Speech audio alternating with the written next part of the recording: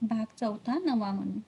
टिळकांच्या अस्थी पेटीत जाताच माझे अस्तित्व जाणवू लागले. टिळकांच्या धर्मांतराच्या वेजीने मला सहाय्य केले व ते पुढे मला सुखात सोडून जी अज्ञातवासी झाली ती आता माझे समाधान करण्यास पुढे येऊन उभी राहिली. त्यांच्या दुसऱ्याच दिवसापासून मला पुष्कळशी समाधानाची पत्रे येऊ लागली. त्या पत्रांवर माझ्या नावामागे चिकटून बसलेली नेहमीची अक्षरे जाऊन त्या जागी दुसऱ्याच अक्षरांची योजना झालेली पाहून मन व्यग्र होऊन जाई. श्रीमती नाव जरी मोठे सन्मानाचे असले तरी मला ते मोठे अशुभ वाटे. माझी अज्ञातवासी सखी त्या अक्षरांना पाहून पुन्हा माझ्याकडे माझे समाधान करण्यास आली. त्यावेळी मी ही कविता लिहिली. श्रीमती मज नाव आले सौभाग्य लयाला गेले, या माझ्या दुर्दैवानं हा कसला साधिला दावा.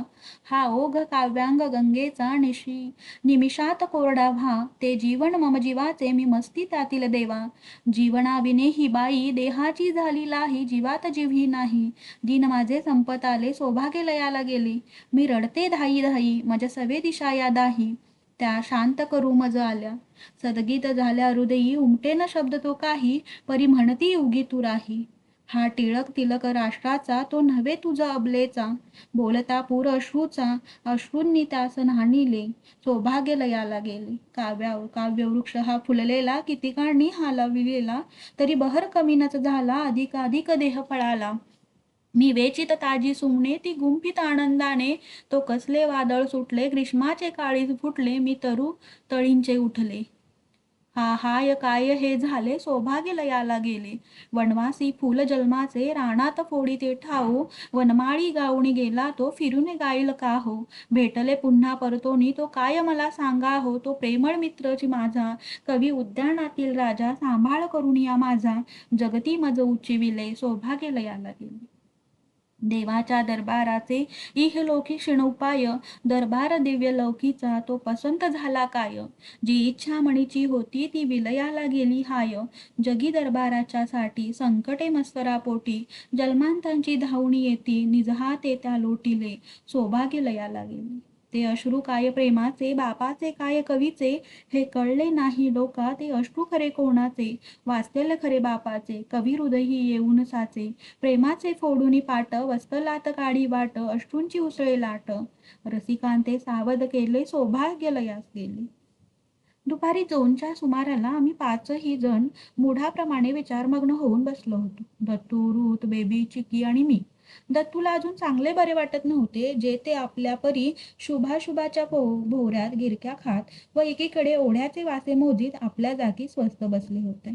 दत्तूचे दुखणे, सुनेचे भरत आलेले दिवस, बेबीचे अपुरे राहिलेले शिक्षण, चिकीचा आजाराशी चाललेला लपंडाव यांनी आता आमच्या शरीराची धावपळ तेवढी थांबवली होती. पण मनाला मात्र वेग आलेला होता. एवढी माणसांनी गजबजलेली व धनधान्यांनी भरगच्च भरलेली मुंबई, पण ती आम्हाला शून्यवत वाटू लागली. दशदिशा आम्हाला खुल्या मैदानाप्रमाणे सताड मोकळ्या वाटत होत्या. आमचे म्हणण्यासारखे तेथे एकही कोणी नव्हते. दत्तू निजला होता. त्याची बायको त्याच्याशी काही बोलत होती. मी, बेबी व चिकी भिंतीला टेकून बसलो होतो. तोच एक व्यक्ती अचानक येऊन धाडकन आमच्या पुढे पडली. त्याचा श्वासोश्वास जोराने चालला होता. तोंडाला कोरड पडली होती. अंगातून घामाच्या धारा वाहत होत्या. डोळे गच्च मिटून घेतले होते. हे काय वाढून आले कोणाला कळेना. सखाराम भाऊजींनी टिळकांना भेटण्यासाठी पुण्याहून निघाले होते. टिळक फार आजारी असल्याची त्यांना खबर नव्हती, पण त्यांना एकदम वाटले की आपण भावाला भेटून यावे. त्याप्रमाणे ते पुण्याहून निघाले. परंतु कर्जत आल्यावर त्यांना आपल्या बहिणीकडे वेणगावात जाऊन यावे असे वाटून ते मध्येच वेणगावास गेले. अलीकडे भाऊजी आजारीच असत. त्यात त्यांना आपल्या भावाच्या काळजीने पछाडलेले होते. ते जरी वेणगावात होते तरी त्यांचे सारे लक्ष आपल्या नानाकडे होते. त्यांना त्यांचे मन वेणगावात स्थिर राहू देईना. मनाला साक्ष देत. बहीण म्हणे, बाबा तुम्ही फार अशक्त झाला आहात, काही दिवस येथे राहून जा. पण ते काही कोणाचेच ऐकण्यात हो नाही करता करता टिळकांच्या 3ऱ्या दिवशी चहा घेऊन ते वेणगावहून कर्जतला येऊन गाडीची वाट पाहत बसले. तोच त्यांच्या हातात वर्तमानपत्र आले. त्यात आपल्या भावाची बातमी वाचून त्यांची स्थिती भयंकर झाली. टिळकांवर त्यांचे अतिशय प्रेम होते. आमच्या घराचा पत्ता त्यांना माहीत नव्हता. मुंबईत तपास करता करता दुपारी 3च्या सुमारास ते आमच्याकडे येऊन पडले. कर्जत पासून वेणगाव 2-3 मैल. पोटात कपभर चहा वाचून काही नाही. प्रकृती क्षीण झालेली.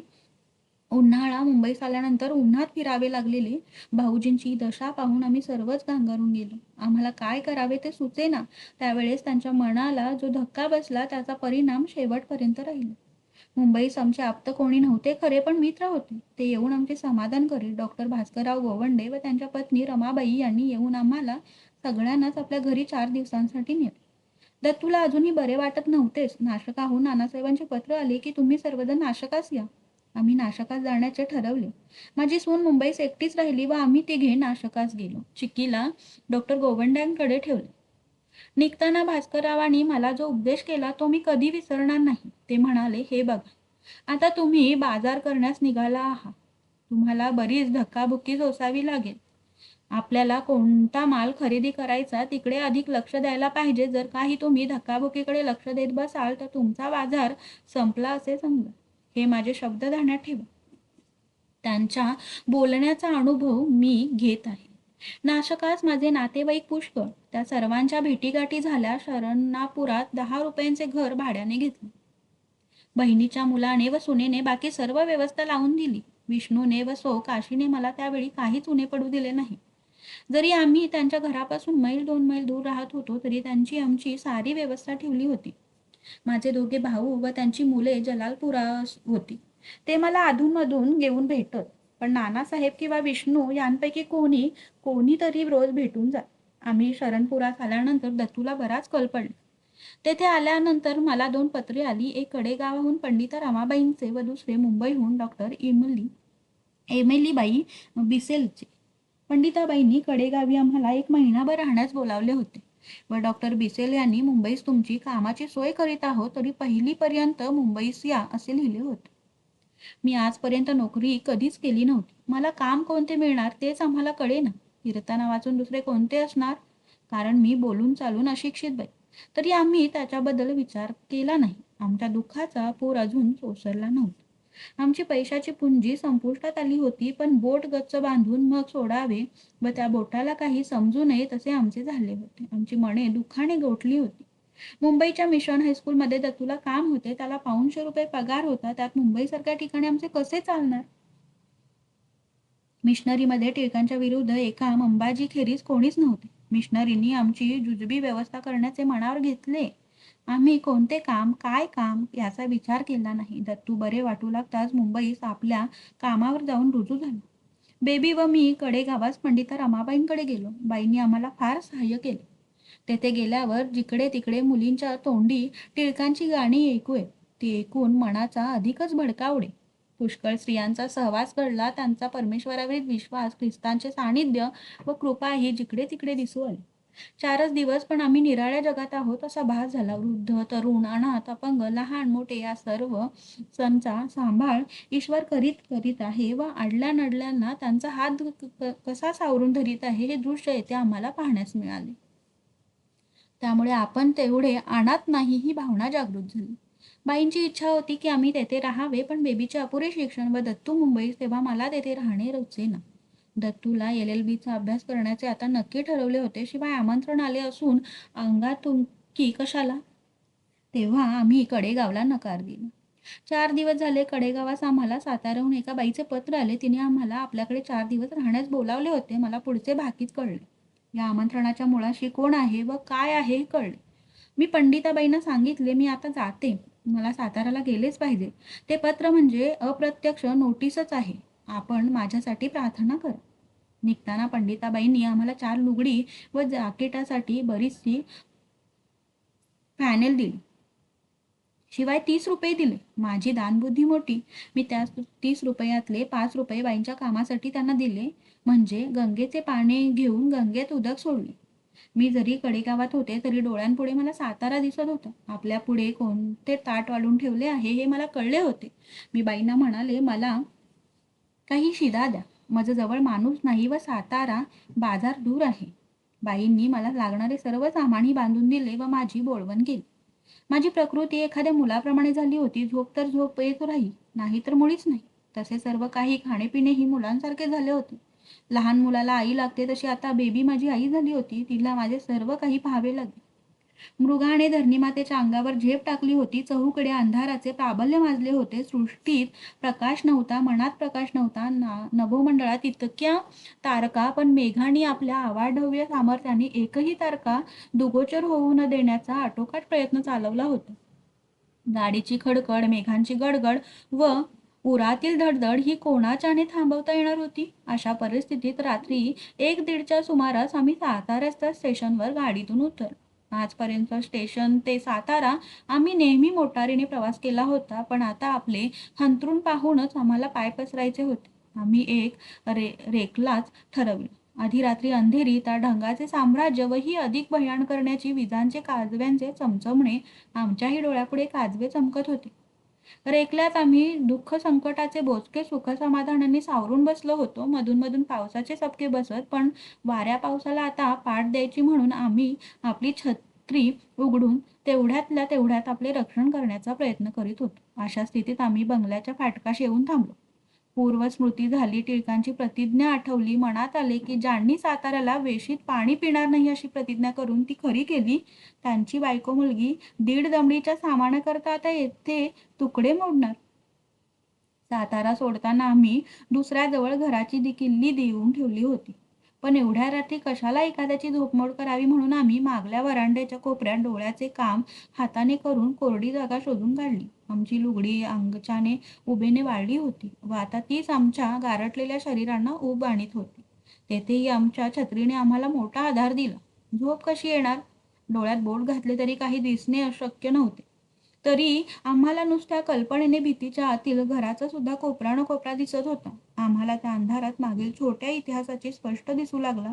भजन, कीर्तन, प्रार्थना, लेखन, चहा, बैठकी, 1000 गोष्टी त्या अल्पावधीत आमच्या डोळ्यापुढून सरकू लागल्या. आम्ही एकमेकींना धीर देत होतो. बाकी धीर देण्याचे माझ्यात सामर्थ्य नव्हते. केवळ सोन्याच्या ताटाला कुडाचा आधार अशी मी तिला होते व बुडत्याला काडीचा आधार अशी ती मला होती. पहाटे उजाडताच आम्ही आल्याचे लोकांना कळले. आमच्या वाडीतील माणसे आम्हाला भेटायला आली. एका मास्तरांनी आम्हाला अल्पाहार आणून दिला. आम्ही आल्याची खबर आमच्या लँडलॉर्डला कळली. लँडलॉर्ड ताबडतोब भेटायला आला. त्या 3 वाक्य बोलला. माझे फार समाधान झाले. पहिले, मिस्टर टिळकांसाठी मला फार वाईट वाटते. दुसरे, तुम्ही बंगला केव्हा मोकळा करणार? तिसरे, जाते, मला आता फार कामं आहे. या 3 वाक्यांपैकी पहिल्या व शेवटच्या वाक्यांच्या उत्तराची त्या अर्थात अपेक्षा करीत नव्हत्याच. मधल्या वाक्याचे उत्तर मी ताबडतोब देऊन टाकले. तो रिकामाच आहे. 10 वाजता निरोप आला. सामान आवरले का? नाही. आपणाजवळ एखादे खोके असेल तर कृपा करून पाठवा. एक खोका आला. तो इतका बेताचा होता की त्याच्यात अर्धा डझन कप बशा मावल्या असत्या. मी तर निजूनच होते. सारे काही बेबीच करीत होती. पंडिताबाईंनी दिलेला शिदा उपयोगी पडला. काहीतरी करून जठाराग्नीला आहुती दिली. दुपारी 3 वाजता मडम साहेब पुन्हा आल्या. अजून काहीच नाही आवरले? मला बंगल्याची फार जरुरी आहे. हे की कधी आवरून होणार? आपल्याला इतकी जरुरी असली तर हमाल आणून सामान सडकेवर ठेवा. राहिले ते माझे. जाईल त्याची पर्वा मला नाही. सामान मिळवता येईल, पण टिळकांना काही माघारी आणता येणार नाही. मडम साहेब गेले. सत्तेपुढे शहाणपण काय कामाचे? कामदारांना आमच्याकडे येण्याची बंदी असावी असे वाटते. माझी पतारी घातलेलीच होती. काय करील ते बेबीच करणारी मी विचारायला पाठवली. काही दिवस सामान ठेवण्यासाठी एखादी खोली मिळेल का? उत्तर आले, आमचीच फार अडचण आहे. फार वाईट वाटते. राव बहादूर जोशी आमच्या शेजारीच राहत असत. त्यांना ही सर्व तऱ्हा कळल्यावर त्यांनी आपल्या कुटुंबाला माझ्याकडे पाठवले. त्यांनी आपली माणसे लावून घर खाली केले. माझे जातवाही ख्रिस्ती लोक बिचारे हळहळत होते. पण ते तरी काय करणार? त्यांच्या पुढे त्यांचे पोट होते. टिळक असताना करता येईल तशी दांडगाई करणे आता त्यांना शक्य नव्हते. त्यांच्या वेळेस इकडचे काम गेले की टिळक पटकन दुसरीकडे काम लावून देतील अशी खात्री होती. ज्या बाईने मला विसाव्यासाठी कडेगावहून मुद्दाम बोलावले होते, ती मी आलेली कळूनही माझ्या समाचाराला आली नाही. ती कोणाचीही ताबेदारी नव्हती.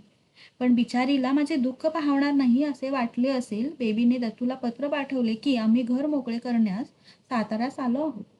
2 दिवसांनी बेंझीमामा आला. तो येण्याच्या आधीच काही हिंदू व ख्रिस्ती की मेट्रनने रोज 2 वेळेस तरी मडम साहेबांच्या कानाशी लागावे असा शिरस्था आहे. या कानगोष्टी म्हणजे अमकीला चोरून पत्र आले, तमकीने डोळा वाकडा केला, ती उद्धटपणे बोलली, ही तिच्याशी बोलली. मग ह्या कानगोष्टी झाल्यावर त्या अपराधात च्या मगदुराप्रमाणे तशा तशा शिक्षा व्हायच्या. साऱ्याच मुली चांगल्या कशा असणार? 250 ठिकाणच्या 250 मुली. एका गावातील, एका घरातील, एका आईबाबाची मुले असती तरी त्यांच्यात सुद्धा किती भिन्नपणा आढळून येतो. व त्यातच जर मजा आहे, नाही तर साऱ्याच पुणेरी बाहुल्या असून उपयोग काय? वाईट नसते तर चांगले कळले नसते. या मुलीत बऱ्याचशा मुली खोडकर होत्या व एकीचे पाहून दुसरी ह्या खोड्या करी. काही मुली अगदी पुरुषाप्रमाणे आवाज काढून बोलत. मला हे माहीत नव्हते. एक दिवस रात्रीच्या अभ्यासाच्या वेळेस मला माडीवर पुरुष बोलल्यास भास झाला. 2 दिवसांनी बेंजीमामा आला. तो येण्याच्या आधीच काही हिंदू व ख्रिस्ती मंडळीने आम्हाला सहाय्य करण्याचे मनावर घेतले होते. सामान पॅक झाले. आता सामान पाठवण्याच्या भाड्याचा प्रश्न राहिला. मी एका कॉन्ट्रॅक्टरला बोलावून सांगितले की माझ्याजवळ पैसे नाहीत. तुमचा विश्वास असेल तर हे सारे तुमच्या खर्चाने मुंबईस पाठवून द्या व सर्व हिशेब करून दत्तूला धाडा. तो पैसे देईल. काही भारी सामान राव बहादरांकडे ठेवले. भारी म्हणजे भारी किमतीचे नव्हे, तर जात्या पाट्यासारखे वजनदार. टिळक गेले होते तरी ते आमच्यातच आहेत असे वाटे. मला वाटते स्वर्गलोकी जाण्याच्या आधी काही काळ आत्मा आपल्या प्रिय मंडळींच्या सानिध्यात राहत असावा. आम्ही सातारा सोडताना डॉक्टर केळकर, राव बहादूर, जोशी वगैरे मंडळींना व आमच्या बहुतेक ख्रिस्ती भावा बहिणींना अतिशय वाईट वाटले.